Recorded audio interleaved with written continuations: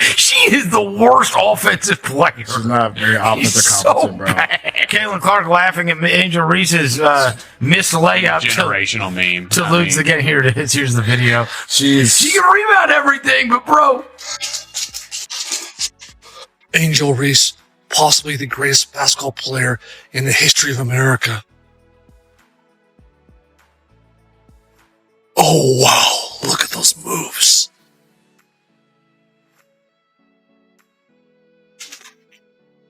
Yeah, that shot is really hard with the hoop wide open. Who's the best player in the country?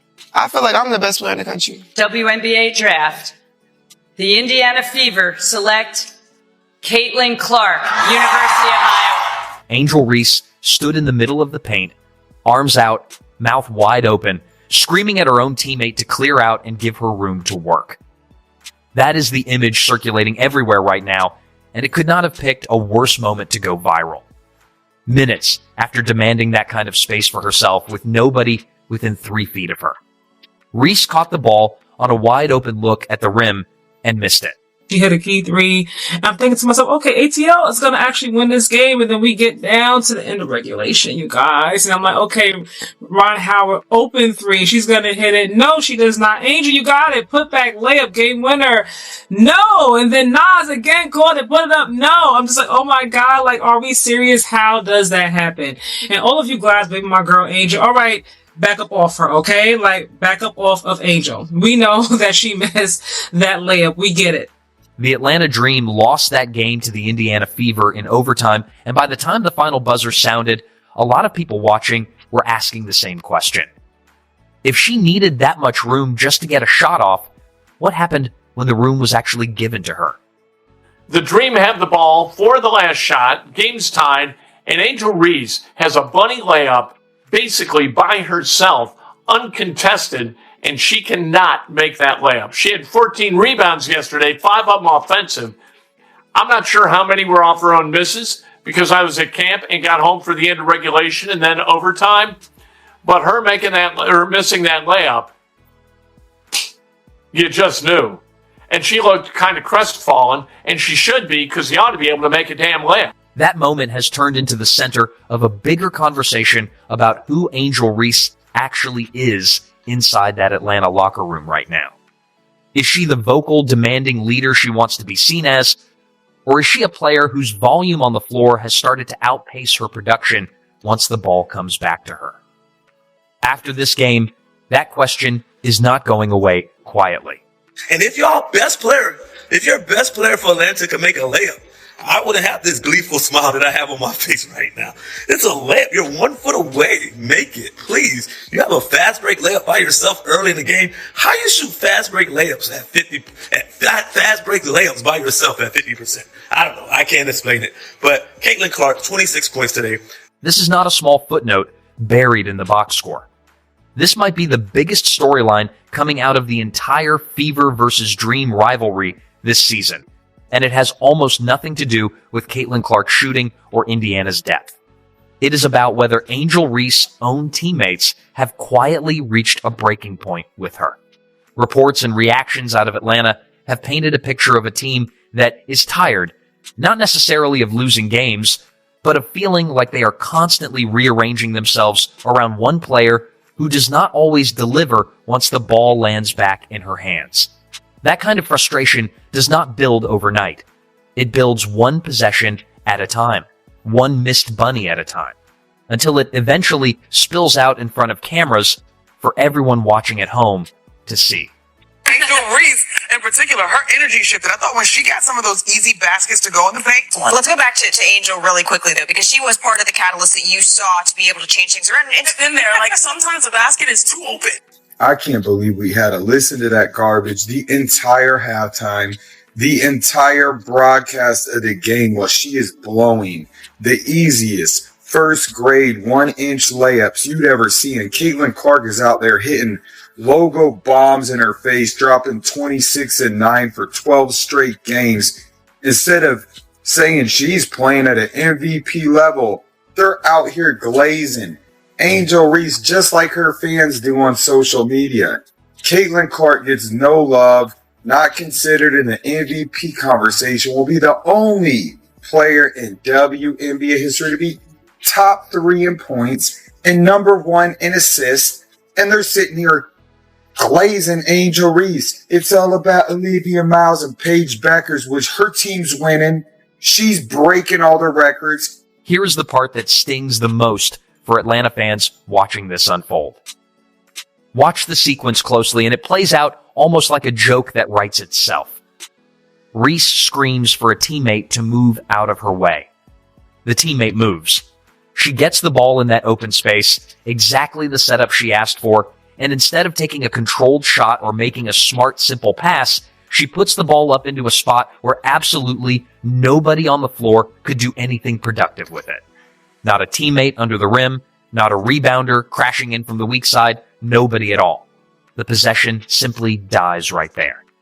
For a player who has spent much of this season talking about being a vocal leader and facilitator for this Atlanta roster, that kind of possession does not support the case she has been trying to build for herself. I know that everyone says that mic and drills don't work for basketball, but if there's one person on the face of this raggedy planet that needs to do mic and drills until their wrists fall off, it is Angel Reese. I have never seen a human miss that many point-blank layups regularly. Angel Reese, she doesn't just see everybody, oh, she missed a game winner, her palms are sweaty. Nah, she misses regular lays all the time. The little putbacks, the million rebounds is a symptom of her missing point-blank layups. Is she left-handed? Because it's always a right-handed, I promise you, with the same coverages she has to get through, I can score that. I can do that. Father of 3, regular nigga. Right? I promise you, I could shoot a higher percentage right there at the basket to Angel Reese. Fans generally do not mind a player being vocal on the floor. What people have a harder time accepting is a player demanding control of a possession, getting exactly what she asked for out loud, and then wasting it completely. That is the kind of repeated pattern that quietly starts changing how teammates look at a person during a timeout huddle, whether anyone actually says it out loud in a press conference or not. Cameras caught more than one moment where teammates seemed to exchange quick, quiet glances after another possession went nowhere. Nobody threw their hands up dramatically. Players are trained to keep their composure, but body language rarely lies completely, and the subtle reactions on that bench told their own story just as clearly as anything said afterward at the podium. I don't know how y'all do it. I don't know how y'all defend her. The score is 81-81 in the fourth quarter. 6 seconds left. Atlanta Dream has a chance to win this game. Then this happens. 5 seconds. Howard launches. Missed it badly. Reese the putback. Won't go. Hillman. No. Like, I truly do not understand. Angel Reese is a professional basketball player. Why do she miss so many layups? Like, look. Layups is like the second thing that you learn when you first start basketball. The first thing is how to dribble a basketball. Then the coach will bring you down to that block, exactly where she missed that layup, and teach you how to shoot off that square. But I don't think nobody taught her. Whatsoever. She lost them that game. Y'all can say whatever y'all want. If she would have hit that layup, game over. Game over. I had nothing to say. That layup was wide open. If y'all don't think that was wide open, that's bullshit. Aaliyah Boston was right behind her. She could have hit that layup. Then came the moment that actually decided the entire outcome of the game. With the score tied and the clock bleeding down in regulation, Atlanta had the exact chance every team dreams about in a hostile road environment. The ball found its way to Reese with a clean, uncontested look at the basket and nobody around her to challenge the shot in any way. This was not a contested, off-balance heave thrown up under pressure from 3 defenders closing in. It was about as open as a look gets in a professional basketball game with the season narrative riding on the outcome. She missed it. The rebound came right back out live. Teammates Ryan Howard and Naz Hillman both scrambled for a follow-up attempt in the final tick of the clock, and neither connected either. Regulation ended tied, and Atlanta had let a golden. Close-range opportunities slipped through their fingers in the worst possible way. Well, Angel, your team on a 17-4 run right now. You started that with a 7-0 run. How did you kind of get things going for your team? Yeah, I mean, I was playing like in the beginning, but it's a game of runs. You got to put that in your back pocket just because you know you have teammates that have your back. Pushed under the hoop just enough to not have a great angle. To OT we go.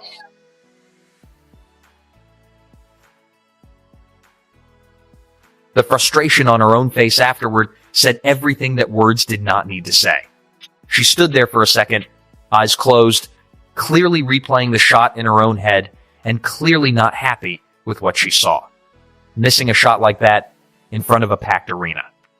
With an entire rivalry storyline hanging over the afternoon is not easy to shake off in a split second. But reacting with visible frustration after the fact does not undo what had already happened. And it definitely did not undo the overtime period that followed, where Indiana pulled steadily away and calmly finished the job.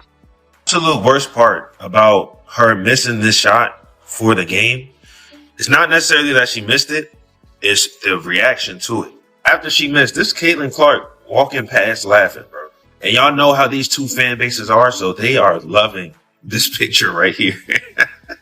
The main reason it bothers me too is because it makes it so easy to overlook everything else that she actually does on the court. Like defensively and obviously rebounding wise, bro, she's incredible. I just need her to fix this so they have something else that they have to say. This is what really set social media on fire within minutes of the final buzzer. As Reese stood there processing her miss, cameras caught Caitlin Clark walking calmly past her toward the Fever bench with a clear, unmistakable smile on her face. And to a lot of viewers watching live, it looked exactly like laughter directed at the entire situation. Nobody can say with total certainty what Clark was actually reacting to in that split second. But context matters here, and it is brutal for Atlanta, no matter how you slice it. The internet had spent weeks building this exact matchup up as Angel Reese versus Caitlin Clark, yet another round in a rivalry that Atlanta had actually gotten the better of earlier this season. In the one moment that mattered most, with everyone tuned in specifically for this kind of storyline, Clark looked calm, composed, and completely in control, while Reese looked like she wanted the floor to swallow her whole. That is the exact piece that turns a simple missed shot into a viral, inescapable moment overnight. It is not just that Reese missed the layup. It is that Clark's face, whether intentional or incidental, became the perfect visual summary of the entire afternoon for millions of people scrolling their phones. One player delivered when it counted. One player did not deliver at all. The cameras just happened to catch both reactions back to back, and the internet did all of the rest of the work on its own. Is it far-fetched to say that she's not good? Angel? Yeah, she's not good at basketball. Like, I'm tired. Look, we've said this in the past. I'm tired of it. I can't lie anymore. Like, I watched her miss 8 layups. She could be averaging like 25, 26 if she could make a layup. And the way she lays it up, it's like she's just learning how to, like, you know, when toddlers finally learn how to walk, they fall a little bit. It's like she just learned how to do layups once she got to the WNBA. It makes no sense to me. Like, she could be so much better. And for someone who has her own podcast, she talks her stuff, you would think she's the MVP. You would think she's that girl over in Vegas. But no, she's closer to AZ Fudd than she is to homegirl in Vegas. So, yeah, there's that. She's been an inefficient player. I feel like we hype her up because she's grabbing rebounds, but they're her shots. Here is exactly where the disconnect really starts to show up. If you only looked at the surface numbers, Reese put together her 23rd double-double of the season, just a handful shy of a WNBA record talked about all year. 15 points, 14 rebounds, 6 assists sounds like a strong stat line at first glance. And plenty of media coverage after the buzzer focused heavily on those exact numbers, framing her performance as another example of her toughness and consistency. But dig one layer deeper, and the picture changes fast. She shot just 5 for 16 from the field. She missed her first 6 shot attempts before halftime. She was held without a single point during the entire fourth quarter, the exact period when a team needs its front court scorer to show up. And in the two most important possessions of the entire afternoon, the two chances that could have ended the game cleanly in regulation, she came up completely empty on both, back to back. That is the real gap between the flashy headline stat line and what actually happened once the game hung in the balance. A double-double looks impressive sitting inside a highlight graphic during a broadcast. It means a whole lot less in the locker room when the player attached to it finishes scoreless during crunch time and misses the exact shot that ends up deciding the outcome. A chance to win it at regulation, and it just didn't go down. And, then we had to try to compete in overtime. I thought players try to execute the game plan really well, especially defensively. It's just disappointing to come up short. We just had to move on to the next play. I mean, we did what we didn't run there was supposed to be one screen in there, and we kind of forgot the screen. But then Rye, took the shot, and we told those two to, really crash the boards and give us a second chance. They both did exactly what we asked for them. And then we got two looks, right at the end of the game that, could have won it for us, but, they rolled out. Just kind of a bad break. Head coach Carl Smesko sat down for his post-game press conference and tried to keep things diplomatic, the way coaches are trained to after a heartbreaking loss. But watch the footage back closely, and you can see the frustration sitting right underneath the surface the entire time. Reporters kept steering the conversation back to that final possession, and every time you could see him choosing his words carefully, almost visibly biting back a stronger reaction. He referenced the final minute of the game multiple times during that press conference, circling back to it again and again, even when reporters had moved on, almost like he could not fully let it go. When a coach keeps returning to the exact same closing stretch unprompted over and over, that usually means it is eating at him far more than his measured tone is letting on. I mean, it happens like we know any other time like Angel will make the shot. I mean, she knows she'll make the shot, but in that moment, you just got to encourage your teammates. Like, no one person lost us the game. It's a team effort. And just like she's with us when we're struggling, we do the same thing for Angel. I mean, it's a sisterhood. Like, we really love each other, support each other. So, I mean, I'll put everything on the line that the next time she gets a shot like that, she'll make it 100%. It's just this time she came up a little short, but I mean, I have all the faith in the world of Angel that she's going to finish her shots. Teammates did exactly what teammates are trained and expected to do in that situation. Alicia Gray, who put up a career-high 32 points in the losing effort, spoke to reporters afterward and defended Reese publicly, saying it happens, that no one single person lost the game, that it was a collective team effort from start to finish. That is the correct, professional, locker room-approved thing to say after a tough loss, and on the surface, it sounds like total unity. But notice carefully what is missing from that quote. Nobody flatly denied that Reese's miss was the single biggest moment of the entire game. Nobody said the loss had nothing to do with her specifically. The defense offered up afterward was carefully worded to protect a teammate publicly without actually rewriting what everyone sitting inside that building had just watched happen with their own eyes. Well, I mean, I think we're playing pretty well right now.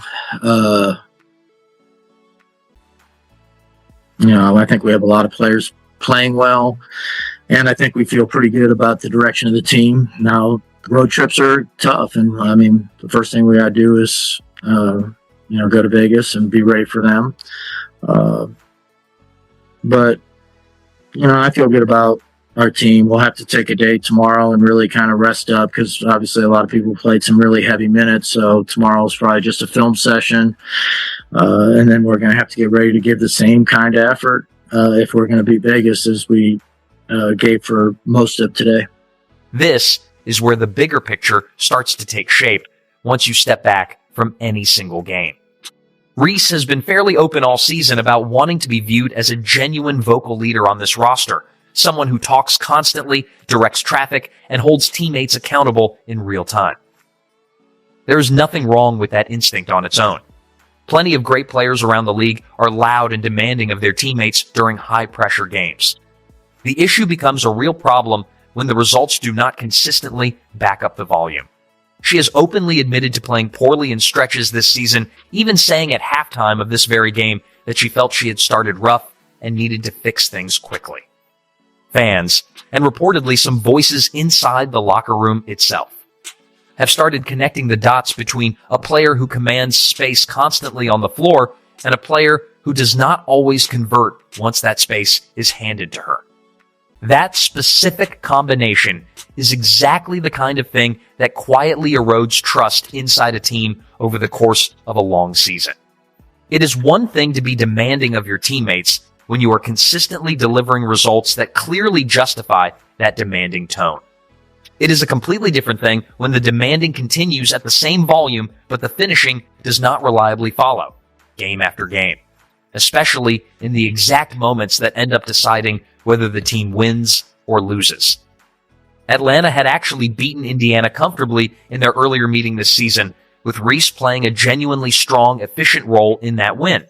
This time around, with the spotlight significantly bigger and the stakes noticeably higher because of the growing rivalry narrative, she came up short exactly when it mattered most. And Clark simply did not. The one thing I will say, though, as far as advice, is that for whatever reason, in the WNBA, like women's basketball, a lot of their layups, they don't finish like wide, like outside their body. Everything is like up in the cylinder. You know, a lot of people look down on like the mic and drill, like basic stuff like that. I feel like that's all Angel Reese is missing, just a little bit of touch. And once she gets that, then she's really going to be putting up wild numbers. Because she's getting to the basket. You know what I'm saying? You put 20 points with them 15 rebounds. It's low-key the best player in the league. None of this means Angel Reese is finished as a player, and none of it erases the double-doubles or the elite rebounding numbers she has quietly stacked up across this entire season. Her overall body of work still puts her firmly among the better rebounders in the entire league, and one rough overtime loss does not erase months of consistent production on the glass. But perception inside a locker room can shift extremely fast once something this visible happens in front of this many cameras, and losses like this one, with this much national attention attached to it, tend to speed that shift along rather than slow it down. If teammates start feeling like they are constantly making room and sacrificing their own touches for a player who does not consistently reward that sacrifice when it counts most, frustration tends to build quietly at first, behind closed doors, and then eventually spills out into public view. Atlanta's coaching staff now genuinely has a real decision to make about exactly how crunch time possessions get distributed going forward for the rest of this season and potentially beyond it. After a loss this painful in a game with this much visibility attached to it, that decision is not going to get any easier for Carl Smesko or his staff to make cleanly. The rivalry with Indiana and Caitlin Clark is not going away anytime soon either. Not with the way both franchises keep colliding on the schedule and both fan bases keep amplifying every moment between these two players. The next time these two teams meet, everyone connected to this story will be watching closely to see whether Reese actually responds to this moment with growth, or whether the exact same frustrating pattern simply repeats itself all over again in front of an even bigger audience.